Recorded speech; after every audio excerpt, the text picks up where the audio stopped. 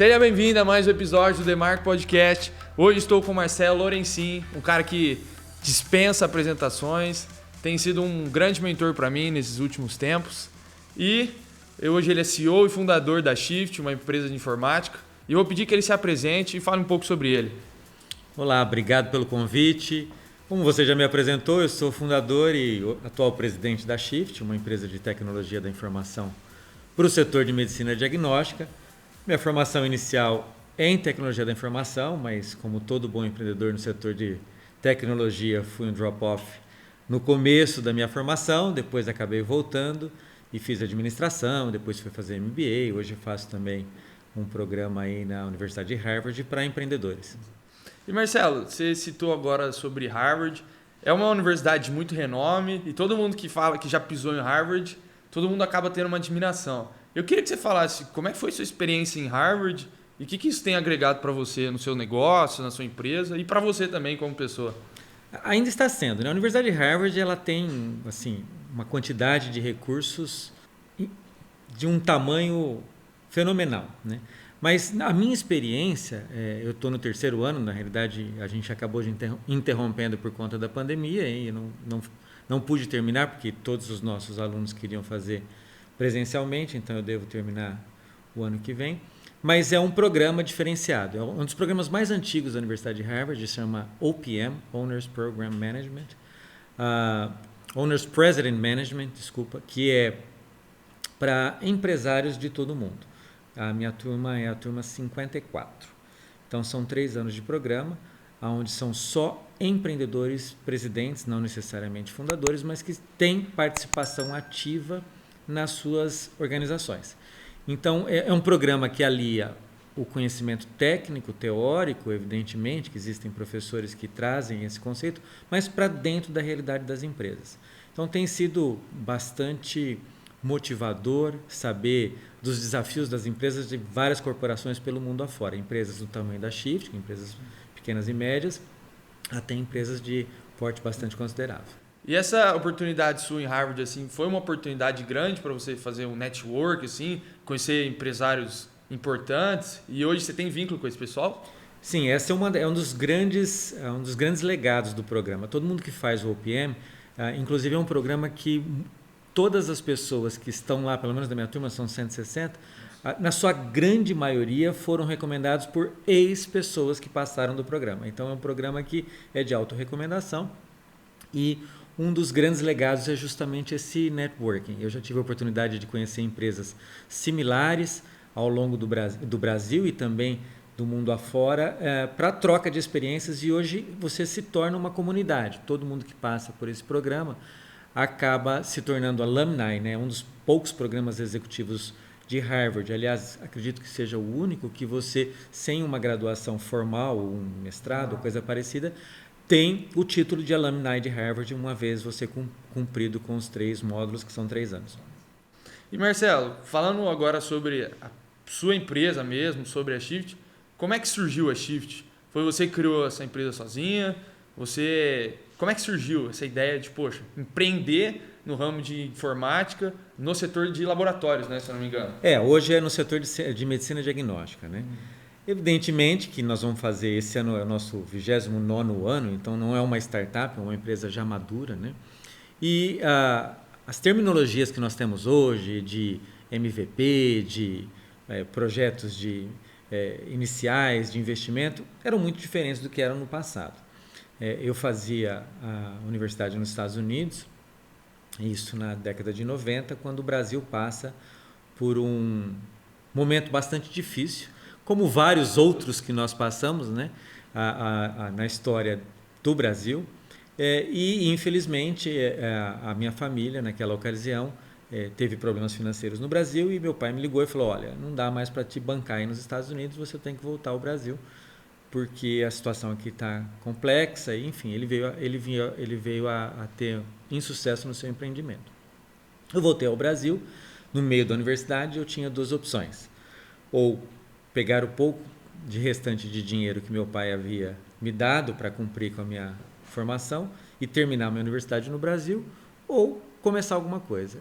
E naquela confusão que estava o Brasil, falei, olha, pegar esse pouco dinheiro que eu tenho e terminar minha universidade sem saber ao certo onde eu vou trabalhar, principalmente na situação que está no Brasil, e tendo tido exposto a uma formação diferenciada, nós estamos falando da década de 90, onde não tinha nem internet nem celular, e o Brasil, por conta da reserva de mercado de tecnologia, era muito restrito o acesso à tecnologia, porque políticas brasileiras e políticas de países como o Brasil no passado faziam reserva de mercado para, em tese, tentar desenvolver a indústria local. Então, era proibido, por exemplo, você adquirir software, adquirir computadores de fora sem pagar altíssimas taxas de importação para, em tese, você valorizar a indústria nacional. E aí, por eu ter sido exposto a isso, eu falei, olha, eu vou começar a observar como é que o mercado estava. E eu comecei a prestar algumas consultorias, treinamento, daquilo que eu tinha aprendido lá fora. De programação. De programação e etc. E aí, nisso, eu me deparei com o mercado de laboratórios, através de um primeiro laboratório que a gente veio atender, e vi que existia um mercado totalmente inexplorado e que existia muito espaço para a gente desenvolver. Desenvolvemos o primeiro sistema e nos apresentamos num primeiro congresso de laboratórios em Campinas, em 1992. Nossa. Tá. E naquela ocasião eu vi que tinha bastante mercado e foi como a gente começou a empresa, e hoje, depois de 30 anos, a gente tem aí 29 anos, né? Temos e hoje, espaço. Depois de 30 anos, assim, vi que você começou sozinho, vamos falar a verdade. E hoje qual é o tamanho da Shift, assim, número de empregados? A Shift tem crescido muito, né? A gente cresce de uma taxa constante nos últimos anos, o que traz para a gente grandes oportunidades e, evidentemente, como toda empresa que cresce, grandes desafios. Mas hoje a Shift é uma empresa de mais de 200 colaboradores, a gente atua aí no Brasil em mais de 23 estados e também temos uma perninha na Argentina e no Uruguai. A gente hoje é responsável por quase 20% de todos os exames processados na área de laboratório pelo Brasil, na área de privada principalmente. Atuamos aí com um número bastante importante do setor de medicina diagnóstica. E Marcelo, você sendo cabeça dessa empresa, liderando todo esse time aí, você hoje tem o título de CEO. Vou falar assim, mas qual é a função de um CEO dentro de uma empresa para fazer uma empresa de sucesso igual foi a Shift? Então, esse título, inclusive, né, porque quando a gente é uma empresa menor, eu me lembro há alguns anos atrás, quando ao longo da nossa trajetória, a gente sempre procurou apoio na área de gestão. Desde quando começamos a crescer, um dos grandes parceiros nossos lá atrás, há mais de 10 anos atrás, 15 anos, foi o Sebrae, quando nós éramos uma empresa pequena, depois partimos para outras formações empresariais, tanto é que eu fui me especializar também, porque até então eu era uma pessoa de tecnologia e que criei um empreendimento que deu certo. E eu tive que me preparar enquanto gestor. E esse processo, tanto é que fui fazer depois meu MBA e hoje faço a escola em Harvard. E me lembro uma das consultorias que nós fizemos com a Fundação Dom Cabral, que é uma das melhores escolas de negócio do mundo, inclusive, né? Comparada aí às grandes escolas do mundo.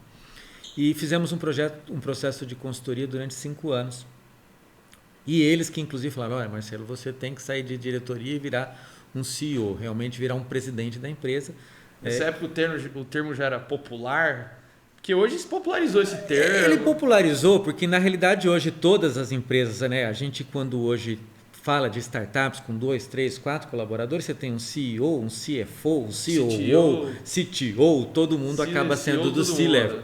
Mas na realidade, quando a gente fala de C-Level, são profissionais que têm na sua missão principal dar as diretrizes e definições estratégicas de uma organização. Então, à medida que a empresa vai crescendo, essas responsabilidades, evidentemente, que são maiores. Mas não muda muito entre uma startup ou uma empresa do tamanho da Shift ou uma grande corporação.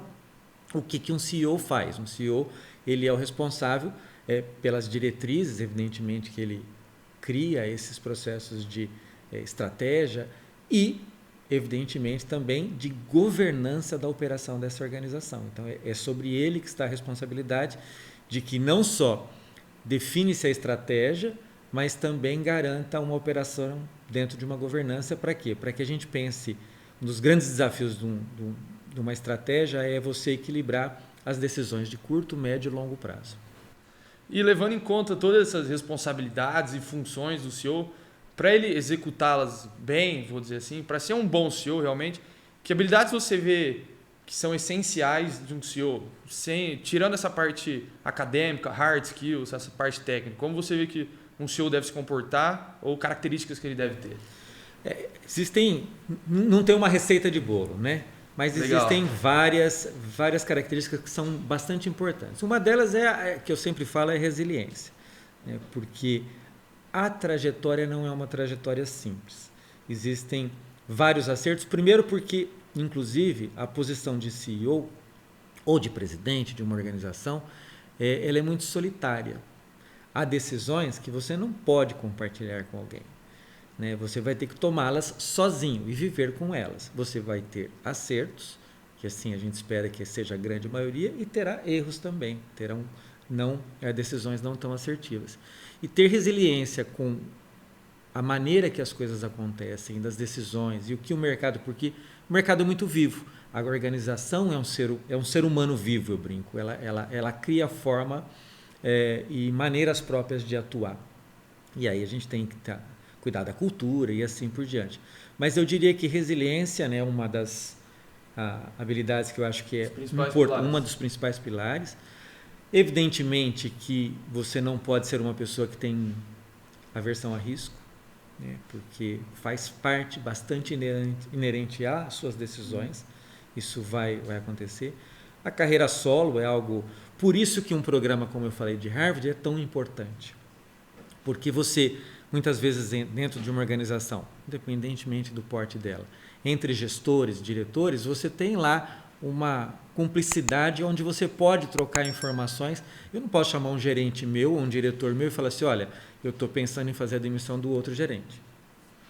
Você não pode falar isso com um colega, com um subordinado teu, que você vai fazer, por exemplo, eventualmente uma substituição, uma promoção de alguém que é um par dele. Isso é uma decisão que você tem que tomar sozinho. E assim por diante. Então, um programa desse como o Harvard lhe permite, inclusive, fazer essa troca de uma maneira despretensiosa, de uma maneira tranquila, entre presidentes. Então, eu diria que a aversão a risco também. Trabalhar muito, estudar, conhecer o mercado, e aí tem uma lista gigante. Então, um dos principais habilidades assim, que eu vejo, que muitos CEOs, muitas pessoas falam que hoje, para você ser um cara de sucesso, você tem que ter as habilidades de soft skills bem desenvolvidas. Então, você também tem que ser um cara muito bom em gestão de pessoas, de liderança.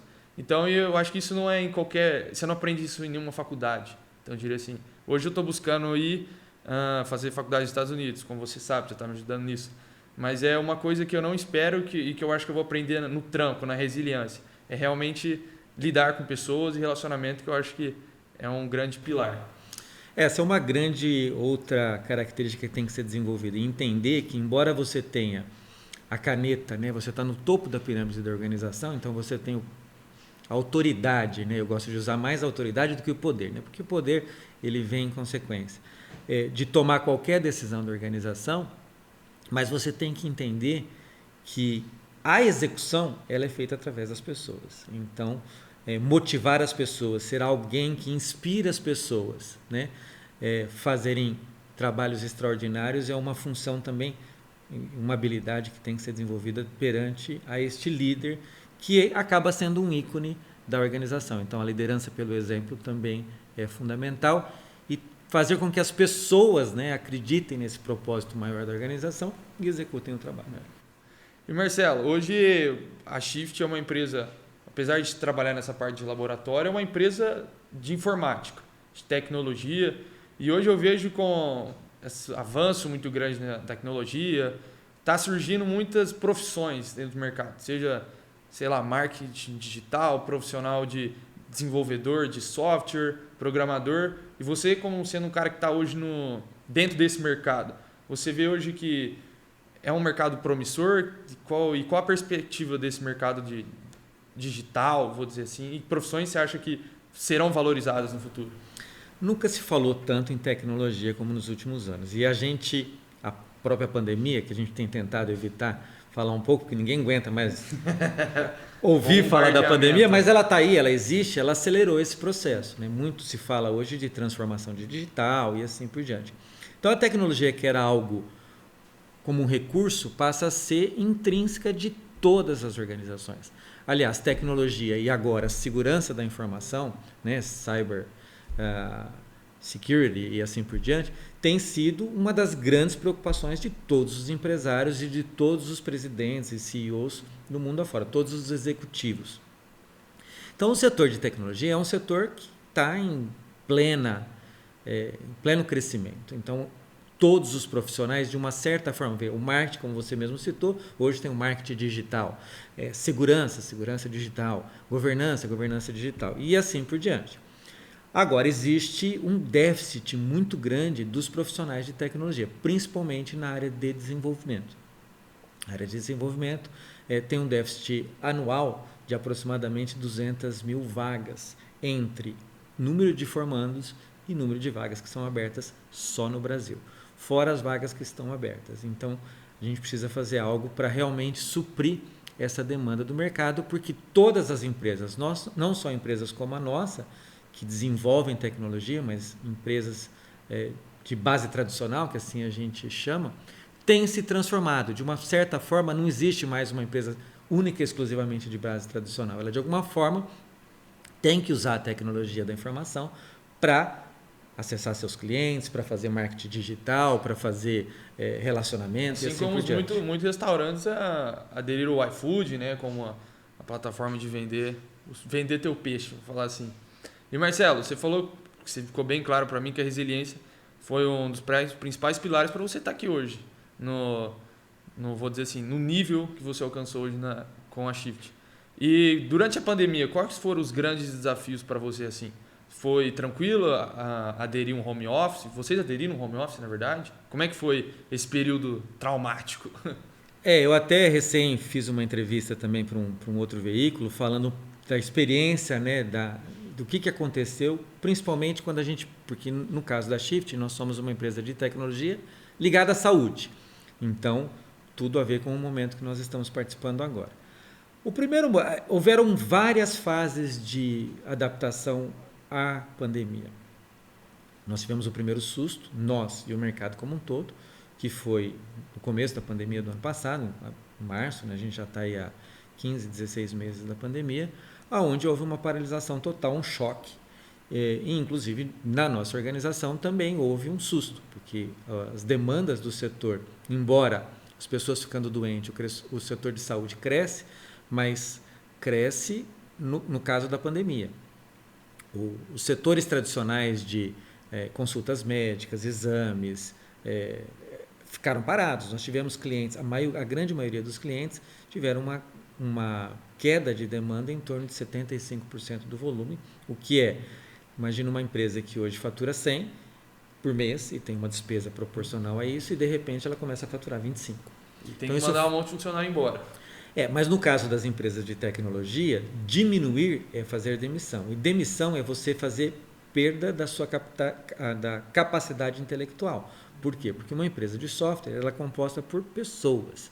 E quando você faz a demissão, você perde essa capacidade intelectual porque você está perdendo a tua inteligência do negócio. Então, a gente teve que fazer muitas ações para preservar, nós não fizemos nenhuma demissão, mas isso foi no começo da pandemia.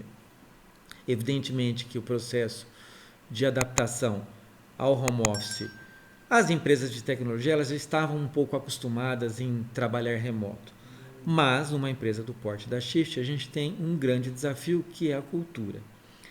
Então, a gente criou, e aliás, um dos grandes desafios de todas as organizações é como preservar a cultura.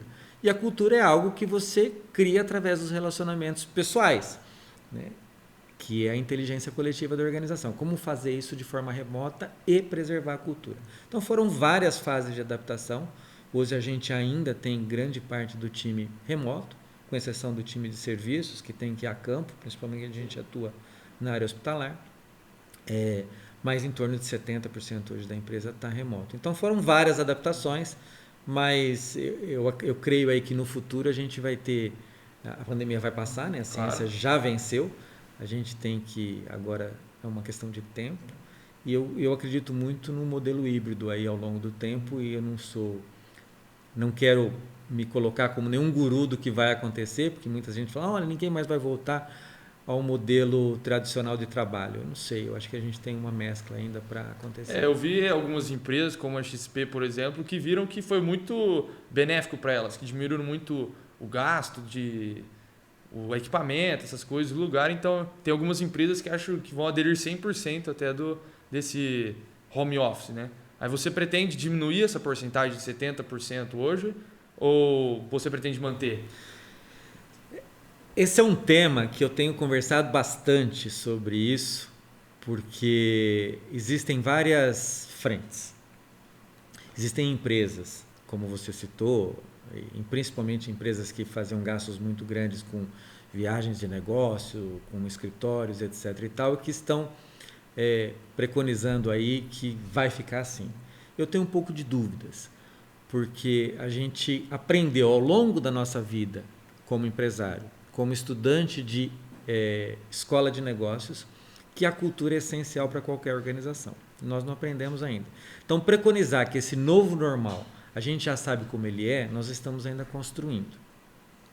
Eu entendo que uma das coisas boas do home office é a questão da liberdade, do horário, liberdade de estar em casa, de fazer outras coisas, de não ter um horário rígido, por exemplo, para entrar às 8 ou 8h30 ou 9 horas ou 9h30 e ter que bater um cartão ou coisa parecida, se às vezes o teu filho ou o teu colega, o teu marido, o teu namorado, namorada, naquele determinado momento precisaria estar com você tomando um café da manhã e você queria começar um pouco mais tarde, fazer um horário extensivo à noite. Então eu acho que também a gente vai passar por um processo transformacional, não só das organizações, como também a gente tem que acompanhar a questão legislativa, que ainda está distante de uma série de confortos assim, empresariais nas decisões empresariais para adotar um home office 100%.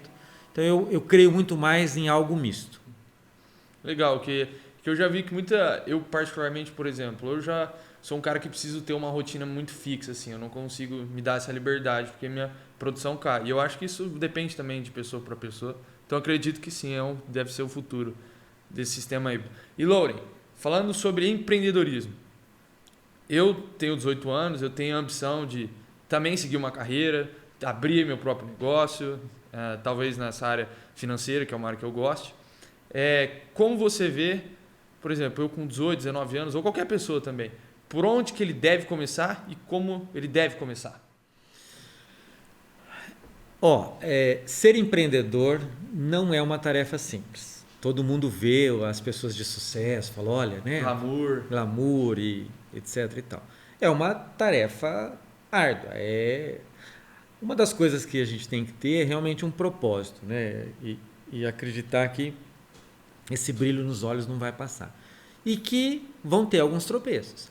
Então, não existe uma receita de bolo. Olha, eu quero fazer isso. Eu acho que a grande lição que a gente tem, inclusive, colocado para empresas, hoje fala muito de startup, né? Eu sou mentor de algumas, inclusive, que é assim, qual que é o problema de negócio, qual que é a dor de mercado que você pretende resolver? Como que você vai resolver e por que você acha que você é capaz de resolver? Então, você acha que... Se responder essas 3 perguntas... Antes de tudo, é isso. E, Lauren, você falou que você também é um mentor de algumas startups e eu vi também que você é um dos mentores da Bossa Nova Investimentos, né? Que acho que é um grupo de mentores. Gostaria que você explicasse um pouco isso. Mentoria eu faço tanto aqui no Parque Tecnológico de São José do Rio Preto quanto na Eretz-Bio do Einstein. Agora, no grupo Bossa Nova, a Bossa Nova é um grupo de investidores, né? É um dos grandes investidores do Brasil. E existe dentro do grupo Bossa Nova um comitê de health techs. Então, alguns empreendedores e investidores do setor de saúde para empresas de tecnologia foram convidados para fazer parte dessa banca de avaliação e investimento das startups de saúde. Então, na Bossa Nova não existe mentoria no nosso grupo. Evidentemente que a Bossa Nova também faz um trabalho de de mentoria para as startups e de aceleração. Mas você está ali como investidor. Eu estou como investidor e na banca de avaliação dos planos de negócio. E você é investidor anjo assim, de algumas startups? Sim, investe em alguma? A gente recentemente, inclusive, começou um projeto de um laboratório de inovação aberta na empresa, justamente para trazer soluções satélites que possam ser agregadas ao nosso portfólio de produtos e, evidentemente, soluções que a gente entende que vai trazer um valor para o setor de medicina diagnóstica que tem se ampliado, tem se transformado, como a saúde como um todo. A gente sim tem feito alguns pequenos investimentos e alguns deles começando a dar alguns frutos. Aí a gente deve anunciar, inclusive, essa semana um investimento maior que nós fizemos numa empresa de prevenção. Legal. E vocês pretendem incorporar isso dentro da Shift, essa empresa? Existe o dilema da inovação, né, que muito sabiamente descrito, tem um livro, inclusive, que vale a pena ler, que fala do dilema da inovação, do professor Christensen, um professor de Harvard, que infelizmente o ano passado ou o ano anterior veio a falecer, que fala desse dilema da inovação. Porque se você dedica muito recurso, porque os recursos, uma das coisas que nós temos e sabemos em todas as organizações, que todos os recursos são escassos. As empresas não fazem tudo porque não querem. Elas não fazem tudo porque não é possível fazer tudo. Então você tem limitação de recursos, você tem limitação de dinheiro, você tem limitação de gente, capacidade intelectual. Então, limitação é o que você sempre vai ter. E quando você atua intimamente ligado ao teu cliente, você tem que fazer o quê? Você tem que produzir aquilo que o cliente precisa. Então, você não tem tempo muito ou recurso para fazer grandes inovações. E se você fizer só inovação, você não vai atender o cliente. Esse é o grande dilema da inovação, descrito aí no doutorado desse professor, no pós-doutorado dele, que chama-se o dilema da inovação. Já fica ali a dica aí de um livro bom para ler. Então, o que algumas empresas como a Shift têm feito? A gente adota um mecanismo de um laboratório de inovação aberta, onde a gente faz eventualmente investimento ou abre a porta para essa startup ou para essa solução ser incorporada de uma maneira dentro de um portfólio, mas não colocar debaixo da organização, porque quando você coloca debaixo, o que vai acabar acontecendo? Ela vai concorrer com os mesmos recursos e vai ter as mesmas limitações. Então, você equilibrar um pouquinho, entender aquilo que é o teu core, aquilo que é a tua solução principal e aquilo que é adjacente, que você tem que dar uma autonomia e uma velocidade diferente, portanto, não deve incorporar debaixo do mesmo guarda-chuva, mas estar linkados através de um elo. Eu vi também que, eu acompanho você sabe disso, que você também acho que compõe aquele grupo do Health Tank, né? Você julga as empresas. Como é que é esse programa aí? Que eu acompanho você, mas mais ou menos também. A gente acaba sendo, né? Eu sou do Health Innova Hub, né? Que é um dos hubs de inovação, né?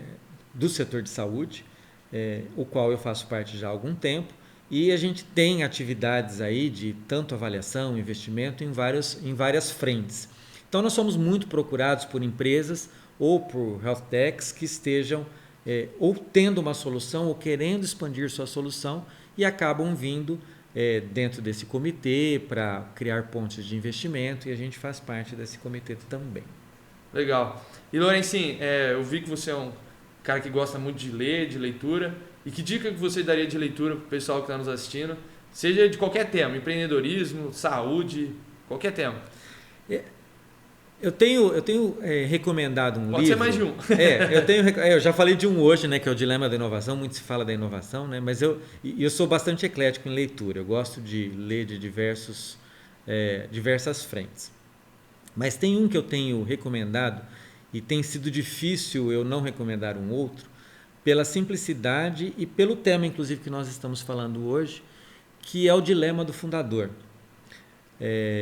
que foi escrito acho que em 2018 ou 2019, ele é do Harvard Business Review, mas já tem o título em português, e que fala justamente dessa trajetória do empreendedor e à medida que a empresa vai crescendo, como a gente vem sendo desafiado daquilo que a gente pensou inicialmente e como preservar isso à medida que a empresa cresce. Porque à medida que ela cresce, veja a Shift, mais de 200 colaboradores. O Marcelo, ele cria diretrizes, quem executa são as pessoas, são as gerências, são as áreas. Como fazer com que todos mantenham a essência da organização e que essa essência ela seja lapidada, mas nunca desconfigurada. Evidentemente que a gente profissionaliza a empresa, eu não gostava muito desse termo uns anos atrás, porque parecia que a empresa era amadora, mas é assim, é profissionalizar, trazer metodologia para as várias frentes, mas sem perder a essência. E esse livro tem embora escrito por um professor de Harvard também, ele tem uma linguagem simples e que fala muito dessa questão do dilema, de como um fundador ele tem a relação com a organização, porque acaba sendo um filho aquilo que ele fundou. Então eu diria que para quem está pensando em investir, é um livro que tem sido difícil, embora já lido outros livros após ele, tem sido difícil. Recomendou esses dois também. Tem sido exatamente, esses que estão aí são muito bons. E eu gosto muito dessas leituras, um pouco, às vezes vou ler algo totalmente distinto ou principalmente às vezes futurístico para entender um pouquinho do que está acontecendo. E Lorencinho, para a gente terminar a nossa entrevista de hoje, o que você faria se você tivesse 18 anos? Hoje, eu faria tudo que eu fiz, porque os resultados foram muito bons. Evidentemente que eu, por exemplo, teria, eu fui estudar fora com 18 anos, eu acho que se soltar no mundo é uma coisa importante. Eu acho que a leitura que você tem quando você vai para o mundo e vê outras, sair do seu perímetro, seja ele qual for, isso é muito importante. Eu tenho certeza que quando eu fui a primeira vez estudar fora, eu tinha 15 anos, isso foi uma cortina que abriu em relação a ter que o mundo está aí fora. Então eu faria isso novamente e buscar os seus sonhos. Eu acho que eu faria realmente tudo aquilo que eu fiz. Evidentemente tive aí tropeços importantes. Volto a dizer que a resiliência é fundamental, porque senão você não continua, você acaba desistindo. Então, ir atrás dos seus sonhos, realmente não ter medo de ser feliz. Esse foi o episódio de hoje com o Marcelo Lorencin, um dos caras que eu mais gostaria de entrevistar aqui e finalmente entrevistei ele. Não se esqueça de deixar seu like, compartilha, ativa o sininho e até a próxima. Valeu!